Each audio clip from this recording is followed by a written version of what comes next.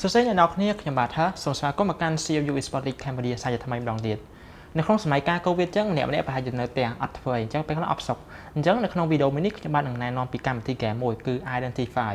វាជាប្រភេទ game បែបSurrogate និងបែបផ្សងព្រេងច្រើនហើយវាមានលក្ខណៈសប្បាយនិងពោពេញទៅដោយភាពរន្ធត់ជាច្រើនផងដែរក្នុងកម្មវិធី game ហ្នឹងអញ្ចឹងខ្ញុំចង់ណែនាំកម្មវិធី game ហ្នឹងទៅកាន់អ្នកនរគ្នាអញ្ចឹងបើចង់ដឹងកាន់តែច្បាស់ជាងនឹងទៅទៀតនោះអ្នកនរគ្នាអាចទស្សនាវីដេអូខាងក្រោយនេះបាន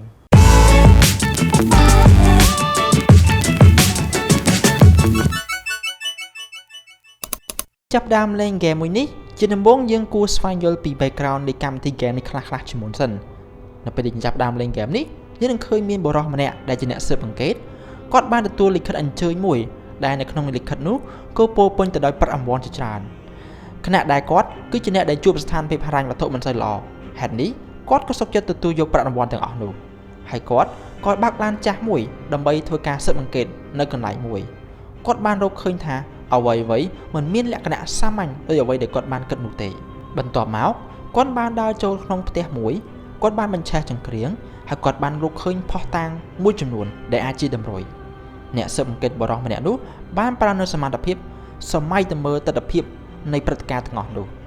បន្ទាប់មកគាត់បានស៊ើបអង្កេតអស់មួយរយៈគាត់បានរកឃើញមូលដ្ឋានក្រោមដីមួយ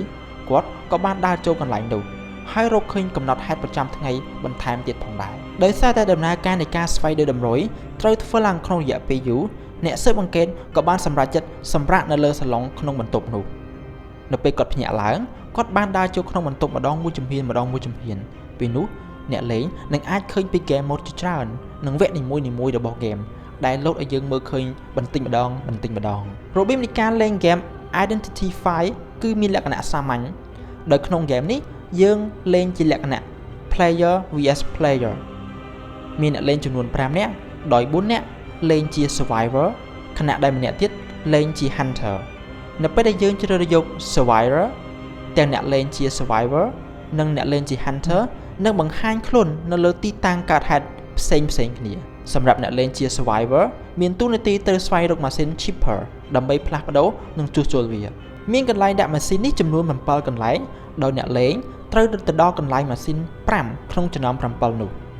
ម្យ៉ាងហោចណាស់ survivor 3នាក់ត្រូវតែជាអ្នកដែលអាចរត់ទៅដល់កន្លែងម៉ាស៊ីនចំនួន5កន្លែងនោះមុនការមកដល់នៃ hunter ដើម្បីអាចយកជ័យជំនះបាន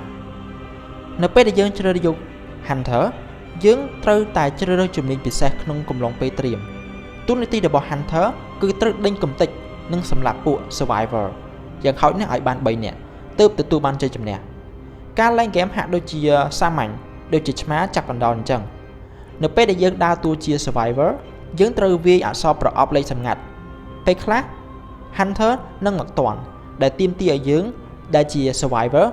ត្រូវរត់គេចនិងរត់ឲ្យឆ្ងាយពីពួកគេឲ្យឆ្ងាយតាមតែអាចធ្វើទៅបានមានប្រអប់ខ្លះដែលយើងអាចបើកបាន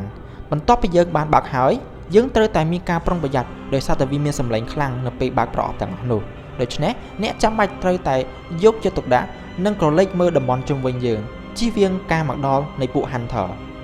នៅពេលដែលយើងដើរតួជា hunter យើងមាន item ល្អជាងនិងមានសមត្ថភាពខ្លាំងជាងពួក survival ឧទាហរណ៍ដូចជាការស្ដាប់ survivor មិនអាចស្ដាប់ខ្លាំងនិងលឿនដូចជា hunter នោះឡើយ hunter អាចរកឃើញ survivor ទាំងអស់នៅពេលដែលគេមានសម្លេងណាមួយនៅពេលដែល survivor បរាជ័យក្នុងការលួចយកលេខកូដអគ្គិសនីពេលនោះ hunter នឹងអាចឮសំឡេងហើយ hunter នឹងអាចកំណត់ទីតាំងរបស់ survivor បានយ៉ាងឆាប់និងបានយ៉ាងងាយស្រួលបំផុតនៅក្នុងករណីដែលយើងជា survivor ត្រូវបាន hunter ចាប់បានយើងក៏អាចធ្វើការហៅសញ្ញាដល់គ្នារបស់យើង3នាក់ទៀតដើម្បីជួយសង្គ្រោះយើងពីការចាប់ចងរបស់ពួក hunter ក៏ប៉ុន្តែបើសិនជាគ្នារបស់យើងមិនអាចជួយសង្គ្រោះយើងបានពីពួក hunter បាននោះទេនោះមានន័យថាយើងនឹងចាញ់ game នៅក្នុងវគ្គនោះតែម្ដងនៅក្នុង game Identity 5 នេះយើងឃើញថាវាមានការចាប់ផ្ដើមមានភាពលំបាកបន្តិចប៉ុន្តែការបញ្ចប់វិញគឺពិតជាមានភាពតាក់ទាញនិងរន្ធត់បន្តិច game នេះក៏មិនទាមទារយើងបញ្ចូលទឹកប្រាក់អ្វីឡើយវាជា game ដែលមិនមានការប្រកួតប្រជែងច្រើនទេហើយចំនួនអ្នកលេងក៏មានការកើនឡើងផងដែរប៉ុន្តែមានចំណុចខ្វះខាតមួយចំនួននៅក្នុង game នេះដែរទីមួយដូចជាបញ្ហាខ្វះខាតបំផុតគឺតុល្យភាពនៃតួអង្គនីមួយៗនិងទស្សនវិជ្ជាត្រូវបានគេបែងចែក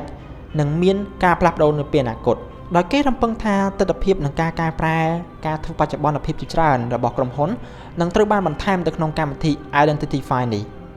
យ៉ាងណាមិញសម្រាប់ game មួយនេះក៏វាស័ក្តិសមសម្រាប់អ្នកលេងជាទូទៅនិងអ្នកលេងជាក្រុមឬក៏ជា team